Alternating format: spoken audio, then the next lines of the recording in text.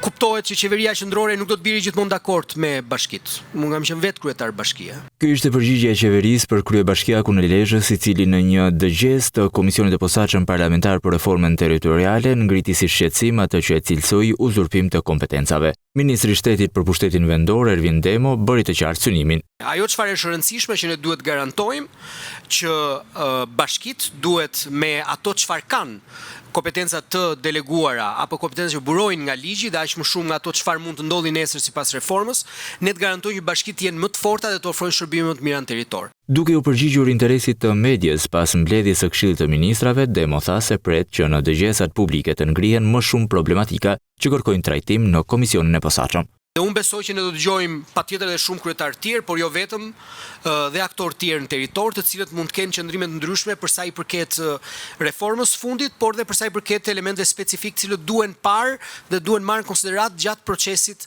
në Komisionin e Posaçëm. Ministri Demo njoftoi se Këshilli i Ministrave miratoi zonat prioritare për 4 bashki të reja, duke e çuar në 40 totalin e bashkive që janë gati për të trajtuar interesin e qytetarëve në programin Paketa e Maleve.